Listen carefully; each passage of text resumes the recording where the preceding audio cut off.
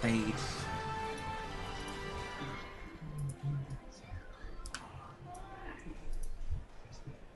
Hello, Blizzcon! Hello. I always wanted to do that. Good afternoon, everyone, and welcome to Backstage at Blizzard. My name is Steve Walker. I'm a game producer here at the Hearthstone team. And today, we're going to go ahead and pull back the curtain and give you guys all a glimpse into the behind the scenes, the live operations of Blizzard. So let's go and start with, what is live ops? Well, live ops is a lot of different things. We triage and mitigate issues that come up that prevent us all from playing the games we love. We actually bridge the development process and the release process of the games, bringing the games that you guys love to you.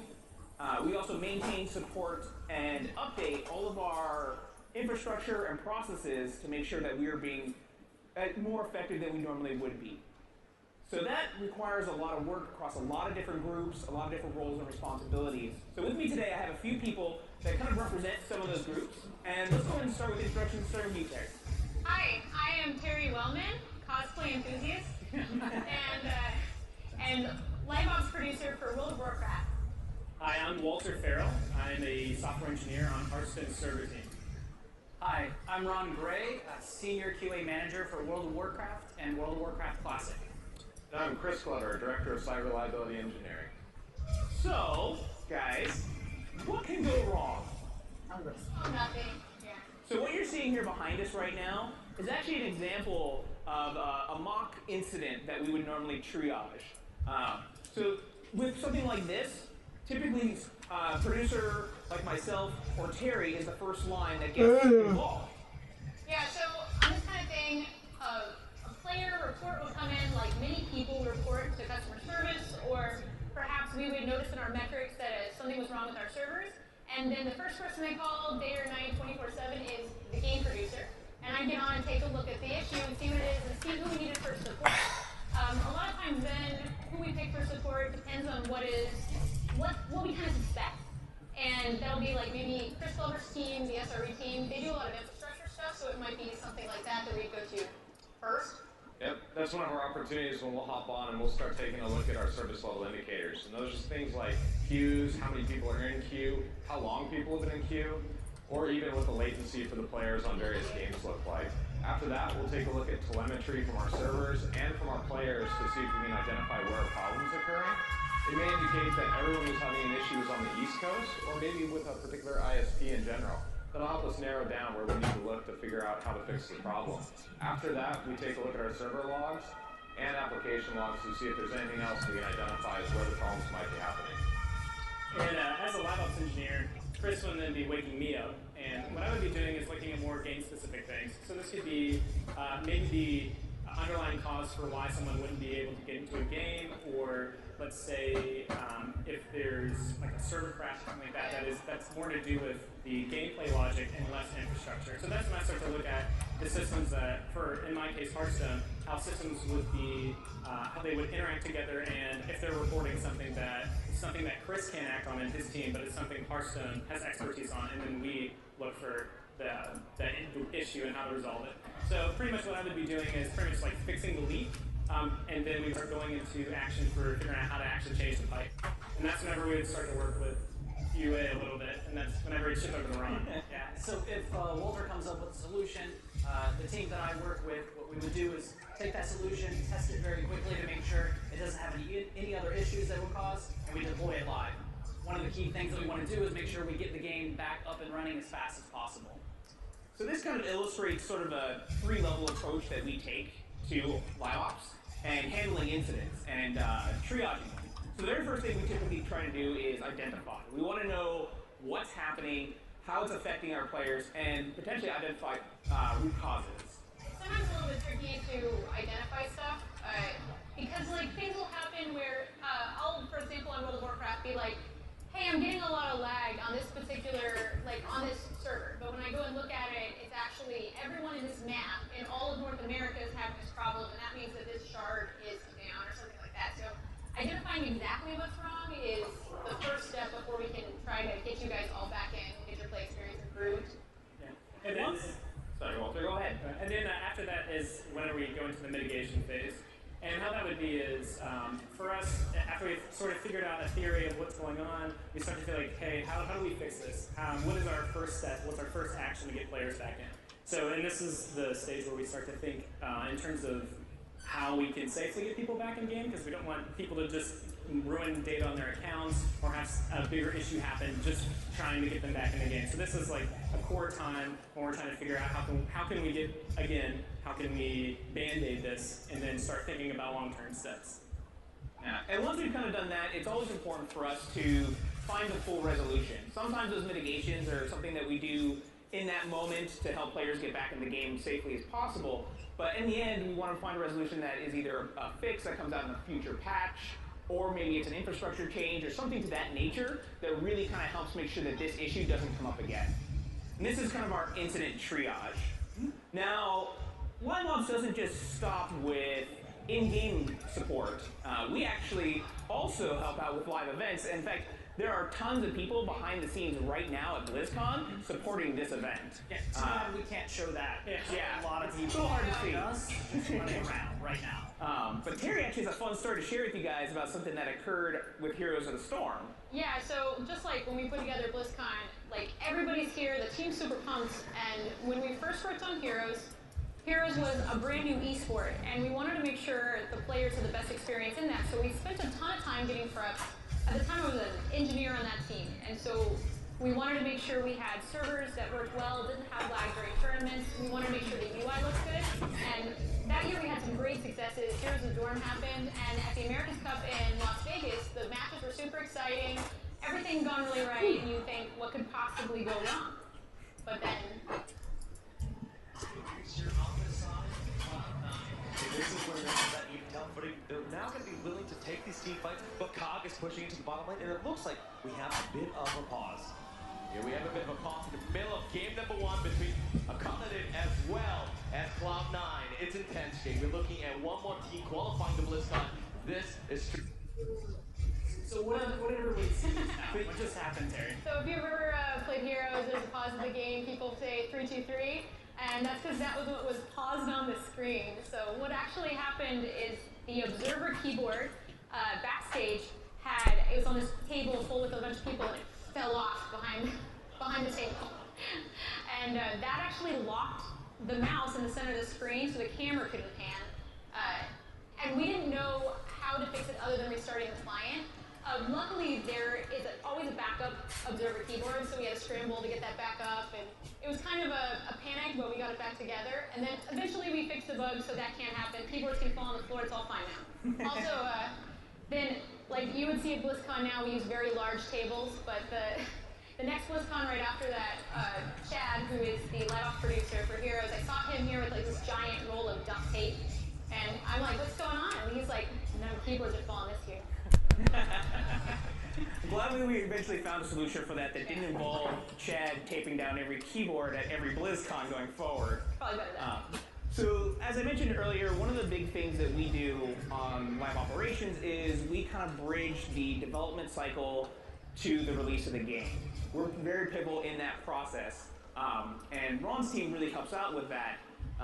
And so what we're looking at here is actually a huge spike in concurrency and velocity during our launches. This is something that we really have to prep for, because it's not just like a normal login day for us. Yeah, this is why we're getting the game ready before it comes out. We know this is coming. So it's not necessarily how many people we can support over a period of time, but it's that exact moment when we make new content and we release it. Surprise! Everybody wants to try that out at the exact same moment. So this is what we do to get ready for this.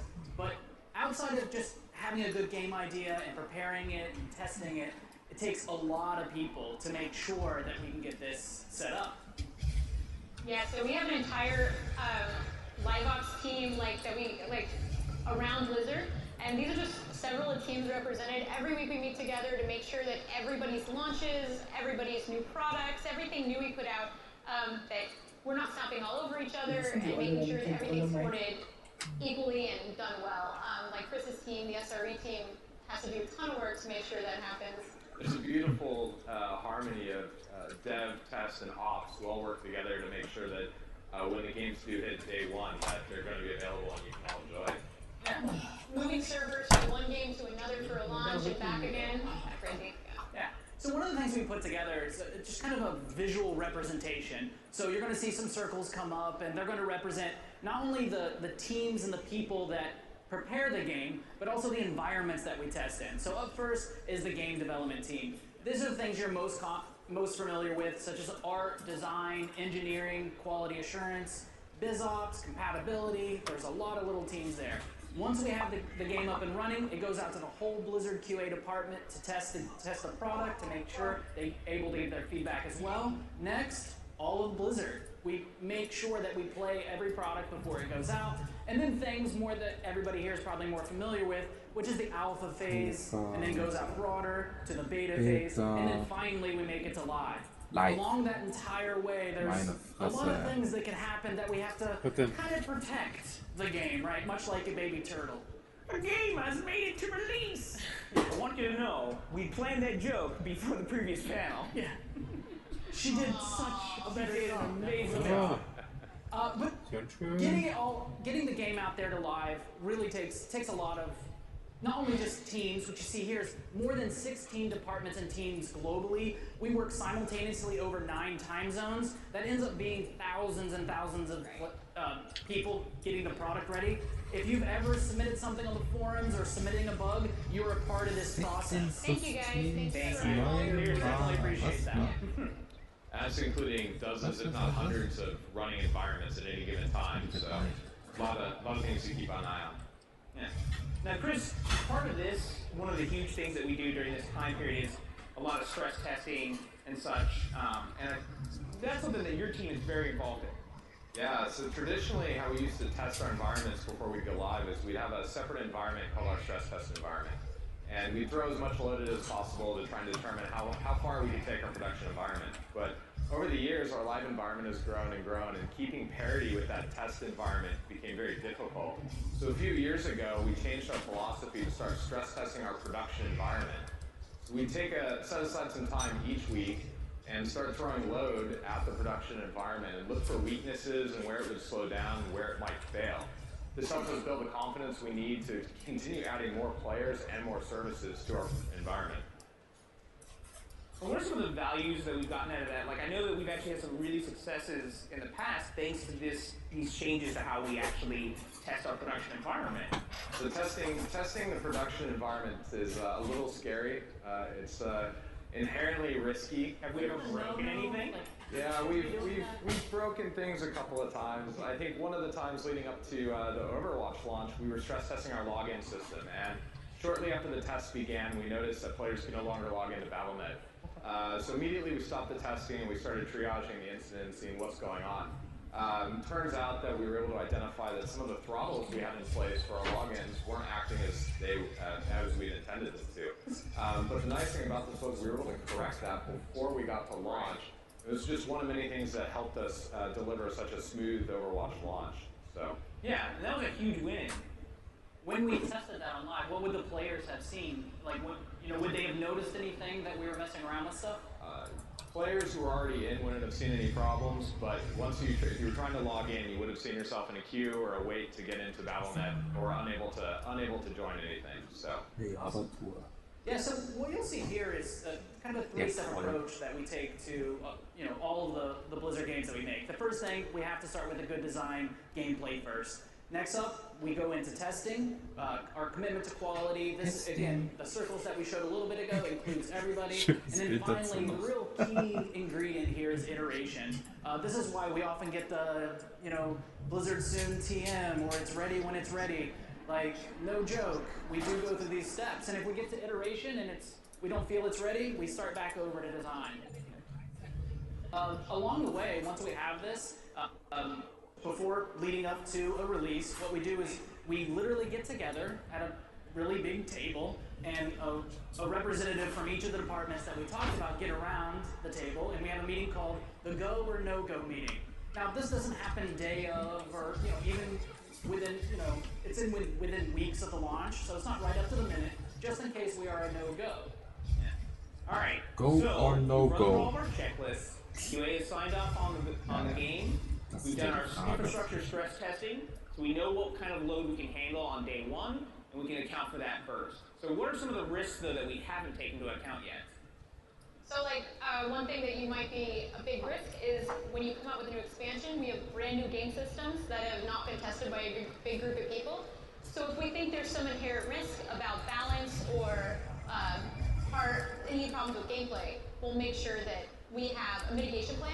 So as soon as it goes live, the players can see it. If we need to respond, we can do that immediately. And it's kind of the same for the engineering stuff as well. Yeah, especially for the server team, we're worried about player data as we go from older launch to a newer launch. So like for us, like we have steps for migration for if things should change between one release to another. And we're also worried about people's accounts from their beginning of time. Because for us, we can as you could probably attest, Ron, we can test tons of just data that we have in the actual new expansion, but we may not have the actual natural data that you had from when you first started your account, like way back a long time ago. Right, especially for World of Warcraft, right? You know, it's been in development for quite some time. You know, it's over 14 years since the game has been out. One of the things that we do is we take samples of maybe an account that only played through the original World of Warcraft. So maybe somebody who currently plays today but has a lot of alts. What we do is we take their data and run that through to make sure there's no snares, but we can't cover them all. We just do a sample set. Yeah, exactly. All right. So for the new content coming out, perhaps we'll have QA and engineers and designers on standby so that we can roll out quick fixes and have hot fixes ready to go to cover any issues that may crop up. As for the load on the servers for that initial velocity burst, well, we can probably put some queuing in place so that we can kind of spread that out over the course of the launch. All right.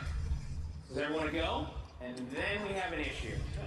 This is where we really have strength. And then we have an issue. Okay. This is where we really have strength. Yeah. Okay. Yeah, so what you're seeing here, this is a player concurrency graph for the Knights of the Frozen Throne launch for Hearthstone. So concurrency is just players in-game. So it's about 6 hours. Me and Terry and Steve were all on this at the time. And everything was going totally smoothly, but in the Asia region, about 6 hours in, we just started seeing players decline. But we saw our services were totally fine. People were still in the game playing, but we were getting reports from our customer service and from our service level coordinators in CN or China, where they were telling us, hey, our players can't get in, and something's going on. So for us, we started to think, okay, what's going on? Like, we obviously have an issue that seems very unique. So then we start to like dive deeper. So just as a kind of like, we keep talking about logging queues and how these work. So a very basic overview for Hearthstone, at least, would kind of work like this. So imagine a line or a queue, and if you're at the beginning of the queue, you're going to be the first person to get in. And of course, if you're further down, you'll have to wait some time to log in if we have queuing enabled. So this is just an example on one game server. We have thousands of game servers, and the example's a little just like a little more simplified, but it's whenever you would log in, if you're still in the queue, then you would get this lovely graphic of, hey, you need to wait for the tables because they're all full. And as you actually log in, you actually enter the game server and restart preparing your data. We start to do transactions and we start to do work. And that's like rolling your new quests, giving you your collection, and any your decks that you have. Any purchases that you might have done or any rewards that you would have gotten from outside of the game, we then have to query our other services and ask for those and then turn those into Hearthstone products. And we have things that we have to spend CPU time to get through. So this is a general login example. What were you going to say, Tom? This happens every login for most of the games. Every day, every time you log in, you get new info. But on a new expansion launch, like this was Knights of the Frozen Throne, you probably have a lot of new stuff, right? Because you bought a lot of cards and you got more rewards than usual. So these are even though we have giant load, it's a little slower on that day. Yeah. So and this is like the general anytime you log in, what would happen. So what was unique to the Knights of the Frozen Throne launch that was happening in this time was, imagine this queue, and we have one game server, and you're doing one login per second. And we usually keep it very restrictive at first, just to see how people are flowing in, and as things are fine, we start to open up the queues and we let everyone in. So in this scenario, if you were first in line, it would take 1 second, or it would be almost instantaneous to log in. If you're second, it could take up to 2 seconds. If you're 10th, it could take up to 10 seconds. Pretty simple. So the actual issue that happened here was if you're first in line and instead of actually logging in, like let's say you're on your lunch break and you just hard close and you just run away. Das ist zu viel Fachisch. And whenever you left the queue, it should go to the second person in line and just immediately pick them up and put them in the queue. But what we were actually having was we were having a timeout that occurred. And this was the actual bug. So what would happen is instead of it immediately going to the second person, you would have up to a 10-second wait until getting to the second person.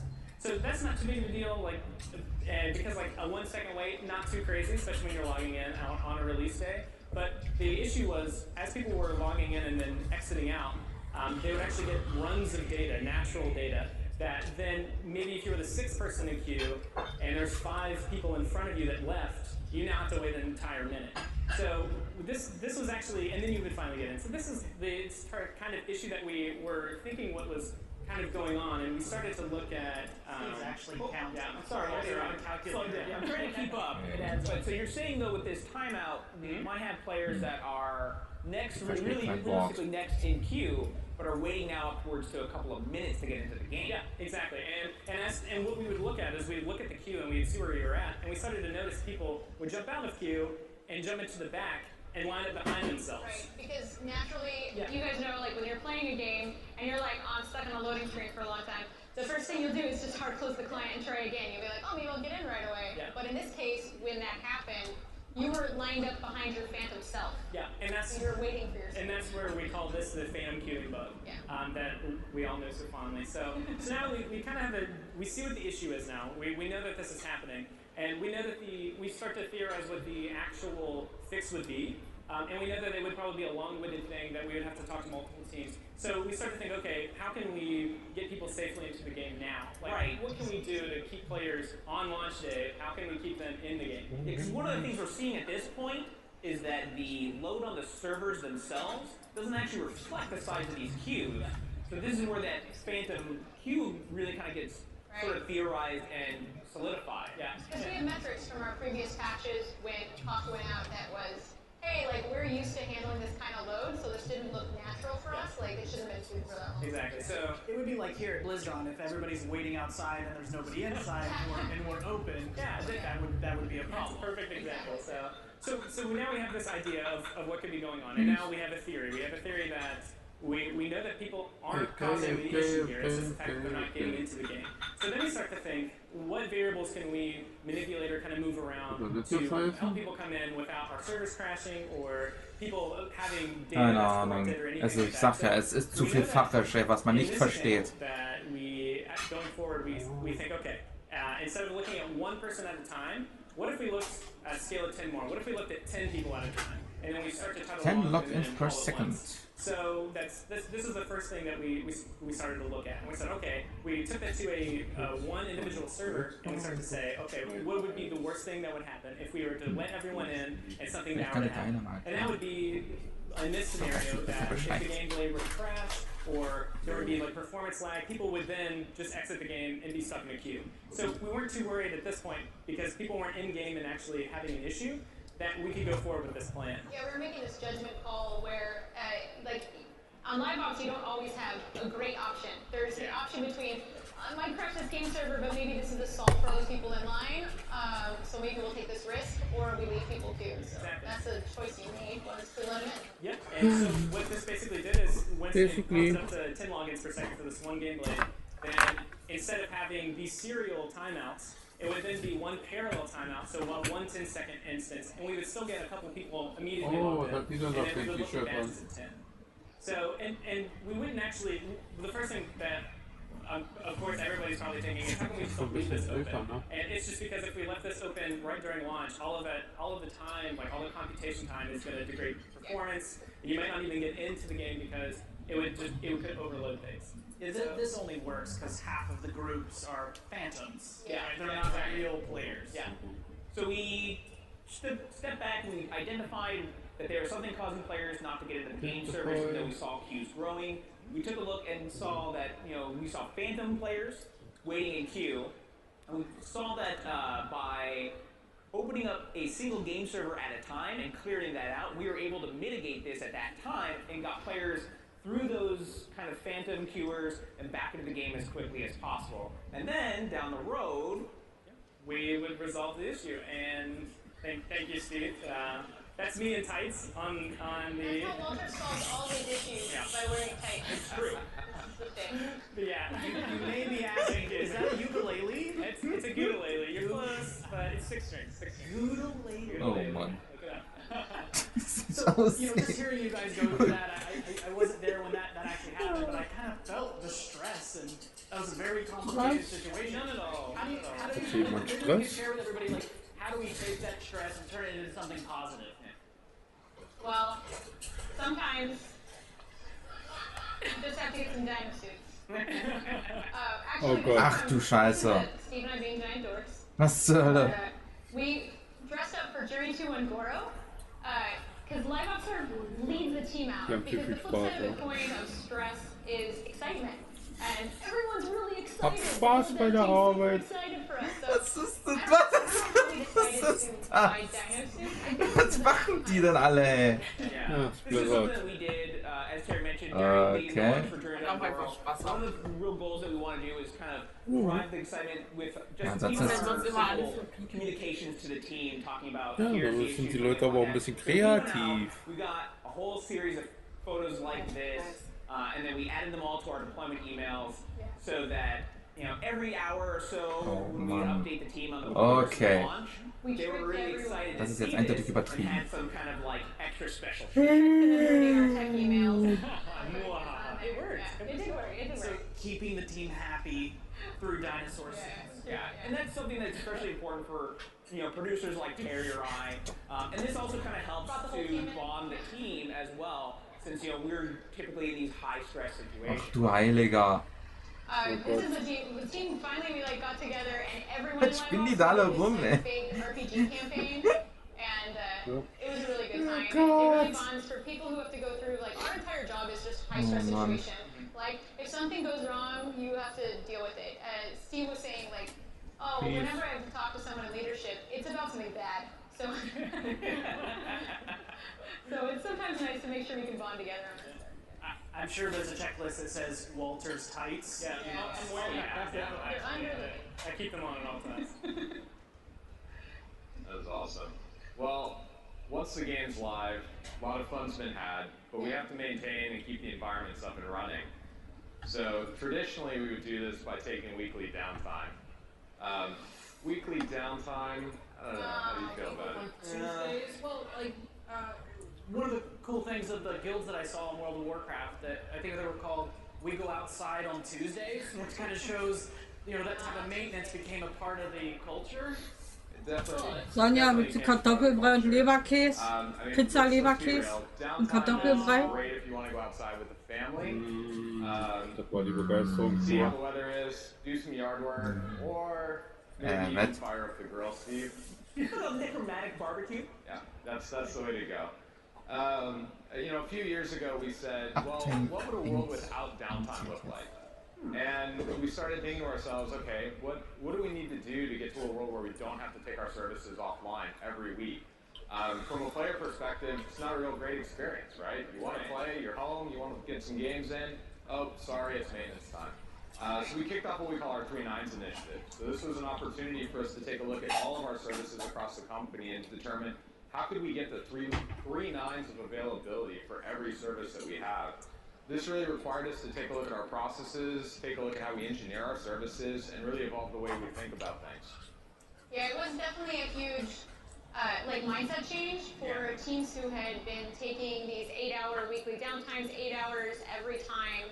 If you played Blizzard Deep for a long time, you know that it would be an expansion launch, so you take the service down for 8 hours. That was the thing. When I started Blizzard, I worked on the platform team, and at the time, the deployments for StarCraft 2 were all manual. And this is an actual StarCraft 2 checklist. It's 11 pages of manual steps that we would hand off. So multiple people has to check every one of those tiny little lines. Yeah, it'd be like, oh, Walter does this, Chris does, oh, Chris is on lunch, we'll wait for that. And Coffee breaks are important. And at the time, too, our services were linked platform-wise together also. So when we took down StarCraft 2, we would also take down all the other games. So the change was we wanted to automate this process so that most of these steps that were done by people we just had them automatically done either before the deployment or during the deployment by robots. And so in red, these are all the steps that we eliminated and had robots do. And for games like Heroes of the Storm and StarCraft 2 and for WoW, we've automated the deployments so that this was the sample checklist that came out. These took under 30 minutes to do. And we've gotten a lot of these even shorter where they just bounce, we dedicate the service and come back up. So, yay! I'm glad you guys don't do 8-hour downtime. I don't like it. So this is just one example of how we apply automation. All the teams look at this constantly to try to do that, but it doesn't get it down to zero. Right. The kind of cool thing about this is that games that came after StarCraft kind of learned from these lessons, and they engineered newer ways to reduce downtime. Yeah. Hey Walter, why don't we try and run multiple versions of the service at one time? So how this would really work is we have a concept called red-blue swapping, and this is something that we pretty much started with D3, and they first got it out into production. And how this would pretty much work is when we stand up a service, so version 1 of Diablo 3, whenever you would then move through, if you would log in, give me the clicker, Steve. I can do this better. So whenever you log in, so let's say happens at work. Yeah, as well. I love you, Steve. So if you were to log in as your barbarian with version 1, you would connect straight to the service, not a problem. Everything was just as normal, and then as other people would log in, it would be just as fine. And let's say we have a patch, so version 1.1. We would now stand this up alongside. Now because we have the infrastructure changes now where we can now support 2 versions at the same time, we would then allow these to just sit up just as a brand new server build. So what would happen is that the next player that would log in, they would then go to the blue side.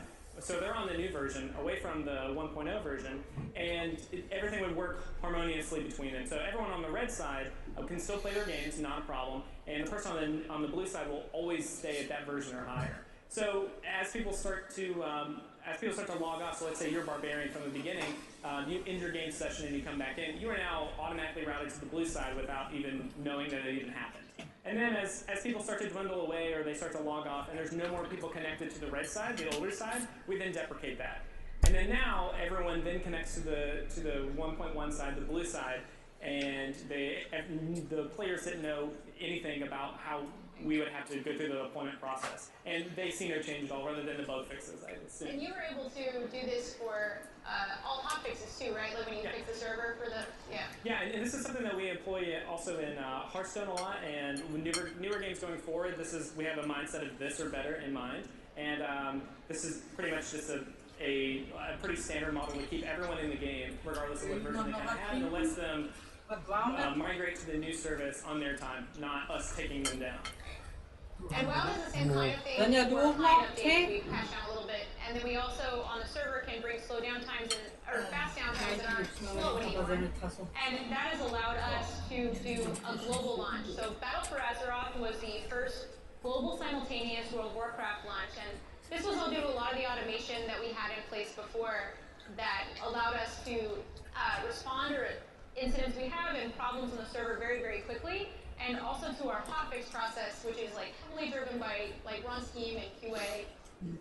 Yeah, like speaking to the global, the simultaneous global release, it's really interesting that kind of initiated on the team, where they're, let's slowly get to that point because that's what's best for the player. Like once we're out there live, though, the things that we're working on now is now we're getting more and more efficient and effective of getting the game out faster and faster. Once it's out there, we're trying to improve our systems for in-game reporting. This is just an image of, if anybody's on the public test run for World of Warcraft or in Battle for Azeroth, we've specifically put in a UI, an interface, and a system that allows you to enter any issue you want right inside. And it goes right into the database, and the team that I work with, we review each one of these. Now, multiple games have variations of this as well, not just for the PTR. There's also an option of using any of the official forums. We do read those, so if you have like feedback or bugs, we go through and make sure we check out all of those, which leads up to allowing us to use our hotfix technology.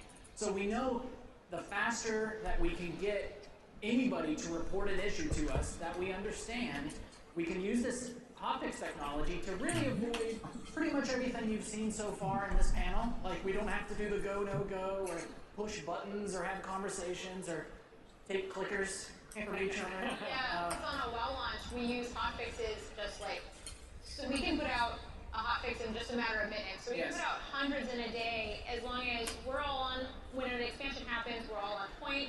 Ron's team's looking, my team's looking, and as soon as the designer sees something, they can fix it. We can deploy to some servers, and then you guys test it. Yeah, so especially when we're live, we're monitoring all these channels, and when we see this, basically what we can do is we can send a specific code change right to the server. When you log into World of Warcraft, for example, the first thing that your system does while the loading screen is on is check. Are there any updates that I need? If there are, it comes down very safely, and you can log in, and you were unaware of any issues that happen. Magic. Magic is what we call it for a while. So a little while ago, we talked about design, testing, and iteration. What's really awesome at Blizzard is that it doesn't just apply to the games, but how we learn and grow. We also apply that to the processes that we see. Like, so we design new processes. We iterate on those processes, we test them, and after we've launched a game, all the issues, so on the quality assurance side, we review every issue that happens. We clean up everyone. Yeah. Not only do we resolve them, but we have meetings afterwards, and we do a root cause analysis. So if there are major issues, we sit down and we get together as a team and figure, how can we prevent this from ever happening again? And I know that also happens on the large infrastructure side. Yeah, we treat each incident as an opportunity for learning, and we catalog every incident that we have, and we actually make it available for the whole company, so that anyone who joins, or anyone who's just interested in what failed, what happened, what did we learn from it, they can read about that and also apply that to new services that we're building so that we don't repeat those same mistakes. Yeah, it's so far so good. Interesting fact, really, it's kind of cool. Following this process, speaking for World of Warcraft.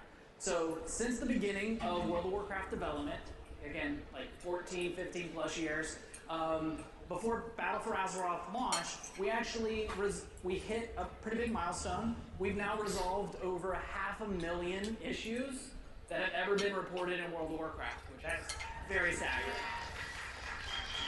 Very impressive. Because they're constantly trying to get better. It's so much different for us on WoW or for all the Blizzard games than it is when I play other games where sometimes someone will put out a game and they might make one bug fix patch, so 6 months later they'll put out a fix. Like every day we put out fixes, every single day for our services. Yeah, I can pretty much say that. Yeah, not a day that goes by. Not a day. And even on the development side, after we've gone through the launch and everything like that, we actually we have a retrospective on how did the launch go well, what went well, what didn't go well, and what we could do to improve in the future and be better. Yeah. I mean, I think we also, it's interesting, like working with Steve, we would sit on, we'd watch streamers, and we would read Reddit, and we'd read the forums, and like when it comes out, we're all really, really excited to see you guys play our games, and to see if you like it, and see if it's going well. And so is the whole design team, and so is all the artists, all the producers, everybody's there, and so we're always listening and watching for what you guys are reporting back and telling us about the game.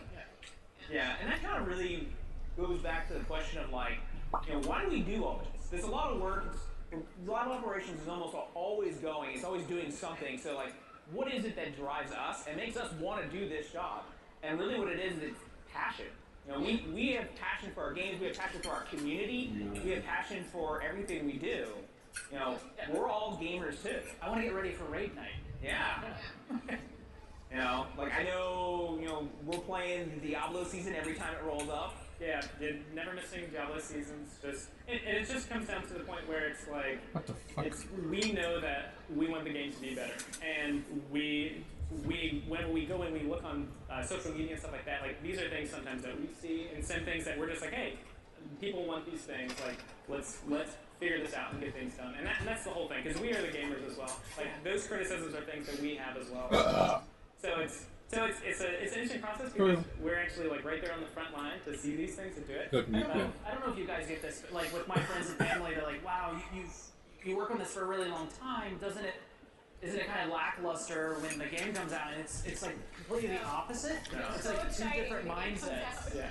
I'm so excited to play WoW. Like that was like the thing about let's get through the expansion launch and make sure it goes great, and then we can all play more. Yeah. Sit in the office, play. And there's nothing like having your main or your main account going through content, and you know that's what really brings all of us to Blizzard at the end of the day. Like, yeah, I mean, I know like during launch days, you know, just as much as you guys, you know, give us reports through the online forums and stuff like that, you know, coworkers are coming up to our desk and going, hey, there's this issue I just ran into, and we're like, oh, let's take a look at that and see what we can do to fix that. Something more incentivizing than having your spouse call you too and ask, you know, hey, when's something gonna be fixed? Yeah, yeah. Launch days when your phone starts blowing up from all your friends going, hey, I ran into this bug. Yeah. Can you fix it? My husband watches Hearthstone streams. So when I was a Hearthstone producer, he would report all the bugs to me. So thanks, Dan. I appreciate that. Best bug reporter. It's interesting that mindset shift, like when you're not at work and you're home. I have an 8-year-old son who often asks me a lot of questions. World of Warcraft's big, in case you didn't know, and I don't know everything about it, but he really expects me to know everything about it, or if he finds a bug, he really looks at me like, Dad, like, what is this? I'm like, thank you, please report it in the in-game bug reporting, and I will get official forums. Or put it in official forums, and I will get it to it on Monday. Nobody loves getting woken up at 3 in the morning, but I'm very happy to get woken up for an issue at 3 in the morning. That's fine. I want WoW to run great, and so it's totally worth it to me. I would be annoyed if I didn't get called about something and people were suffering. So I think we're all just really interested in having our games run as good as they possibly can, and have our services up and be healthy as much as possible. Yeah, absolutely. Well, thank you everyone for joining us today. We hope you really enjoyed our view behind the scenes and a glimpse at Backstage at Blizzard. Thank you, and enjoy your Blizzard. You really enjoyed our view behind the scenes and a glimpse at Backstage at Blizzard. Thank you, and enjoy your BlizzCon. Awesome. Thanks, everyone. Peace. Yeah. What a laptop.